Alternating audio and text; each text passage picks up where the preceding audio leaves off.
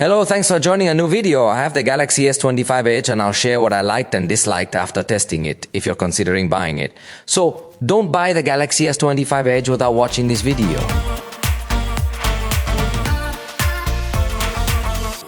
We consider its launch price in Mexico, which was 28,999 pesos. At that price, it's very clear that it is not going to be a good option from the vast majority of perspectives.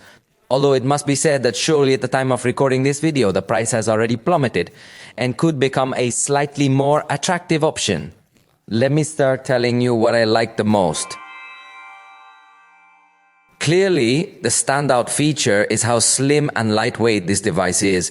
It weighs 163 grams and is 5.8 millimeters thick. So, if you're tired of heavy phones, you'll notice a significant benefit with this phone in everyday use. But, of course, being so thin does mean it makes certain sacrifices, which I'll discuss later. I also like the front camera. It takes good selfies, even in portrait mode, keeping objects in focus with a natural tone. The back offers a pro photography mode with good options. In panorama mode, using the ultra-wide camera allows for slow motion in 4K at 120 frames per second, a feature few devices offer today. In fact, it can even be a video in HDR as well as traditional videos. In all these aspects, it performs quite well. Even a simple feature, like being able to switch to the front camera while recording video, provides some advantages. Although many of these benefits are also found in other Galaxy models. So, here you need to consider if you really, do you actually like using this phone? Because it's a Galaxy. Or maybe you like it because it's the Galaxy S25 Edge. There are also some other small details on the big video one, such as if you want to move the entire slider here, or if you prefer a slightly smoother or quicker zoom. The truth is that these are aspects of the interface that I really enjoy quite a lot.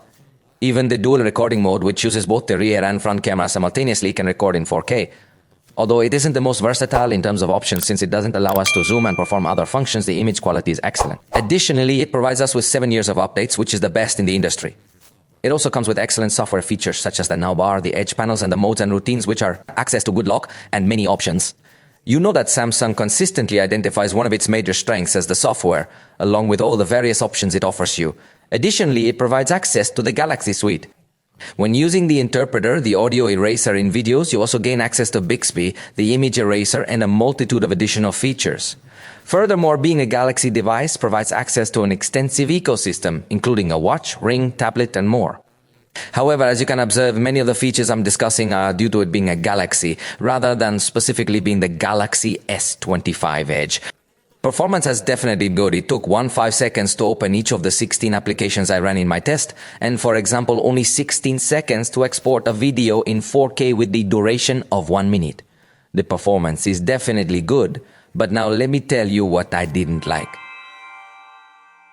To begin with, we don't have access to the LHTC codec or aptX adaptive, meaning there are fewer choices for high-resolution headphones. Additionally, not having a telephoto camera is a compromise I really dislike. However, when compared to the iPhone Air, it's evident that we have more versatile cameras here. But in comparison to other devices within the same price range, I feel it falls a bit short. Regarding zoom, if you often rely on it, you'll be frustrated by its limited range here. Also, night photography is challenging, particularly in areas with lights in the frame. You need to use. And sometimes, even then, it might not take us long to capture a high-quality picture. When using portrait recording mode, you'll notice that it struggles to detect objects effectively, whereas other Galaxy models can handle this task.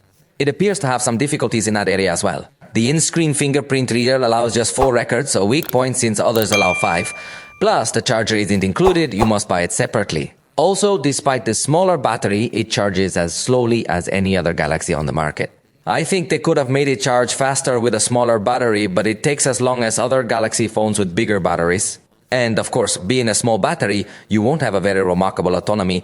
Although Samsung does a good job with optimization, if your main concern is battery life, without a doubt, another Galaxy model might offer you better autonomy.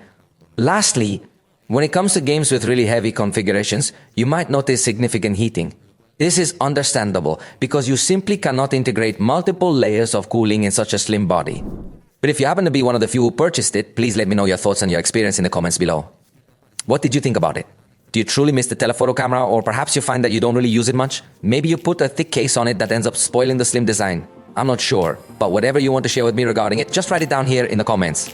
For now, we've reached the end of this video. If you enjoyed it, you know you can let us know, and we'll see you next time.